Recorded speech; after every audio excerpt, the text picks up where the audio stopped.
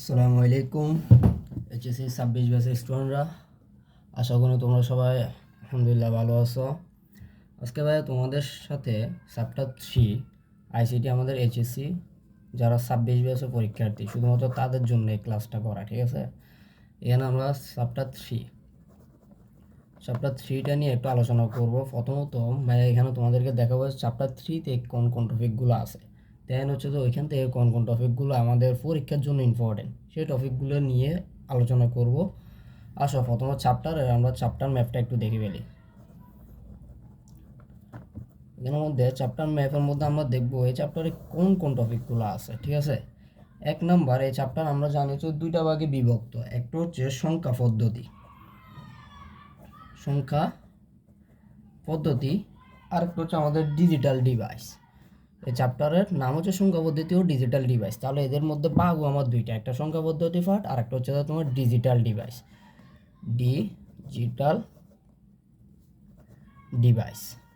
ঠিক আছে? আর এই সংখ্যা পদ্ধতির মধ্যে আমরা টোটাল তিনটা জিনিস দেখব। এক হচ্ছে সংখ্যা পদ্ধতির ইতিহাস।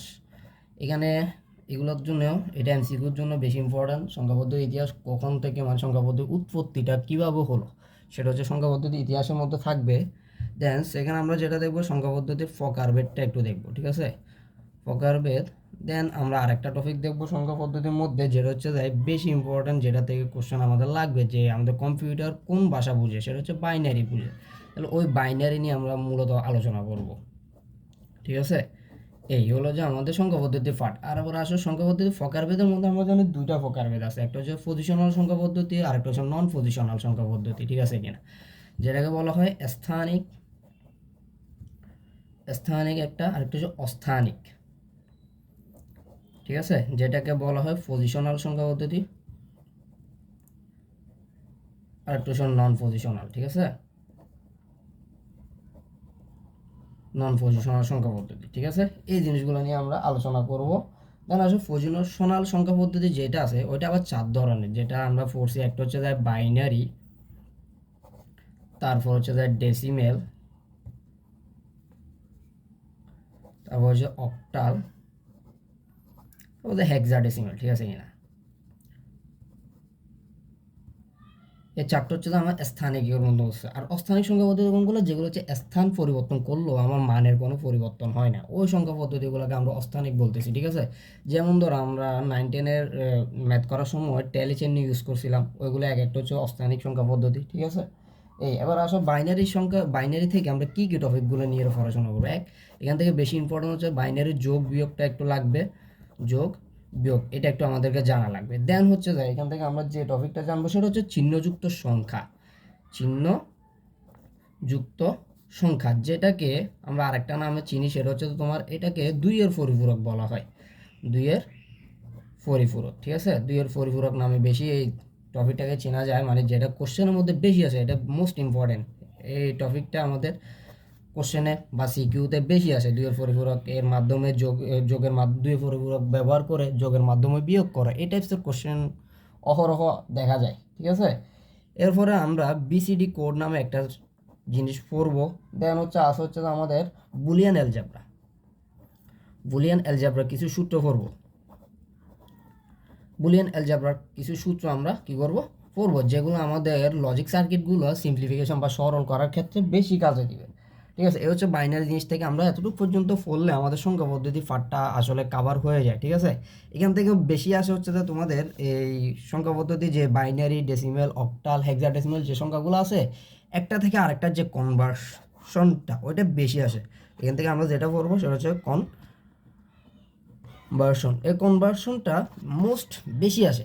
যেমন বাইনারি থেকে তোমাদের ডেসিমেল থেকে বাইনারিতে যাওয়া, বা ডেসিমেল থেকে অক্টালে যাওয়া, বা ডেসিমেল থেকে হেক্সাডেসিমেল, বা এদের মধ্যকার যে কনভার্সনটা সেটা আমাদের পরীক্ষার মধ্যে গতে 3 নম্বর কোশ্চেনে বেশি দেখা যায়, ঠিক আছে? এই টপিকটা আমরা দেখবো। দেন আসো ডিজিটাল ডিভাইস। এই ডিজিটাল ডিভাইসের মধ্যে আমরা কোন কোন টপিকগুলো নিয়ে আলোচনা করবো। ফার্স্টে এটা হচ্ছে তো কিছু লজিক সার্কিট নিয়ে আমরা পড়াশোনা করব। লজিক সার্কিট অবশ্যই মেন টপিক, একটা হচ্ছে লজিক সার্কিট। দেন হচ্ছে আমরা লজিক সার্কিট কিছু সিম্পলিফিকেশন করব। দেন হচ্ছে লজিক সার্কিটগুলো থাকলে আমরা কিভাবে, আমাকে ইকুয়েশন দিলে ইকুয়েশন থেকে লজিক সার্কিট আঁকবো, এই সবগুলো টপিক আমার এটার মধ্যে চলে আসবে, ঠিক আছে? দেন এখানে আমরা আরেকটা জিনিস করবো, অ্যান্ড ডিকোডার, ঠিক আছে, এনকোডার অ্যান্ড ডিকোডারও পড়বো। দেন পড়বো যে আমরা হচ্ছে অ্যাডার, ঠিক আছে। এই অ্যাডার আবার দুই ধরনের, একটা হচ্ছে হাফ অ্যাডার, ঠিক আছে, হাফ অ্যাডার, আর একটা হচ্ছে তোমার ফুল অ্যাডার। ফুল অ্যাডার এই দুইটা অ্যাডার পড়বো। দেন হচ্ছে লাস্টে একটা টপিক, সেটা হচ্ছে যে ফ্লিপ ফ্লপ, তারপর হচ্ছে যে register and the last one is হচ্ছে কাউন্টার। এই তিনটে টপিক তোমাদের এমসিকিউর জন্য ইম্পর্টেন্ট। এই তিনটা টপিক এমসিকিউতে বেশি আসে, অথবা সিকিউতে তেমন আসে না, অহরহ আসে না, মানে মাঝে মধ্যে দিয়ে দেয়, ঠিক আছে। এই তিনটা টপিক এতটা ইম্পর্টেন্ট নেই, তবে এই তিনটা টপিক হচ্ছে তোমার এমসিকিউর জন্য ইম্পর্টেন্ট, ঠিক আছে। তাহলে এখান থেকে যে টপিকগুলো হচ্ছে তোমার সিকিউর জন্য ইম্পর্টেন্ট, ভাই এগুলোকে একটু স্টার মার্ক দিয়ে দিই। সেটা হচ্ছে লজিক সার্কিট, এটা আমার জন্য ইম্পর্টেন্ট। এনকোডার ডিকোডার এগুলো হচ্ছে আমার জন্য ইম্পর্টেন্ট। অ্যাডার তো অবশ্যই এখানে 5 স্টার হবে, এখান থেকে একটা কোশ্চেন থাকেই থাকে, ঠিক আছে। তা বুলিয়ান অ্যালজেব্রা সূত্রগুলো অবশ্যই আমাকে মুখস্থ রাখতে হবে যদি আমার সমীকরণ দিয়ে সরল করতে হয়। আর এখানে কনভার্সনটাও এখান থেকে আসবে, চিহ্নযুক্ত সংখ্যা টুস কমপ্লিমেন্ট যেটাকে আমরা বলি, ওইখান থেকে আমাদের সিকিউতে কোশ্চেন আসে।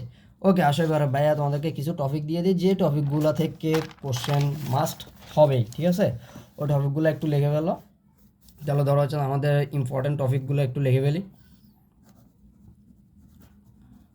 10 টপিক ফর এক্সাম, ঠিক আছে, ফর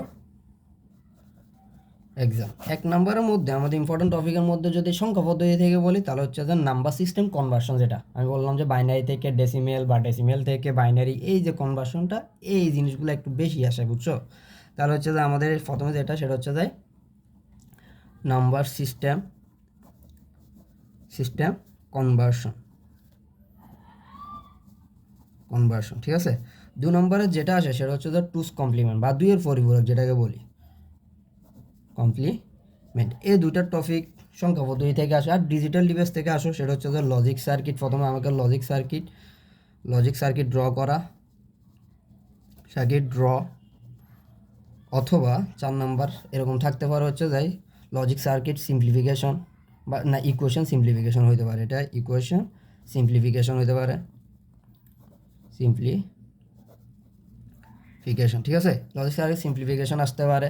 তারপরে যে আসা হচ্ছে 5 নাম্বারে আমার এখান থেকে কি আসতে পারে, লজিক সার্কিট সিম্পলিফিকেশন, হ্যাঁ অ্যাডার থেকে আসতে পারে। যেমন হচ্ছে হাফ অ্যাডার, ফুল অ্যাডার থেকে একটা কোশ্চেন আসে, ঠিক আছে। দেন হচ্ছে যায় 6 নাম্বার, এটা মোস্ট ইম্পর্টেন্ট, এটাতে 5 স্টার, এই কোশ্চেনটা থাকেই থাকে, ঠিক আছে। যেমন হচ্ছে যে একটা আসে হচ্ছে হাফ অ্যাডার দিয়ে ফুল অ্যাডার বাস্তবায়ন, ফুল অ্যাডার বাস্তবায়ন, ঠিক আছে। দেন 7 নাম্বার আরেকটা টপিক আসতে পারে, সেটা হচ্ছে এনকোডার এন্ড ডিকোডার, ঠিক আছে। এই 7টা টপিক তোমার চ্যাপ্টার 3 থেকে ইম্পর্টেন্ট। এই 7টা টপিক যদি তুমি আয়ত্ত করতে পারো, তাহলে চ্যাপ্টার 3 থেকে মোটামুটি 2টা সিকিউ আসে, 2টা সিকিউ তুমি আনসার করতে পারবা তোমরা, ঠিক আছে।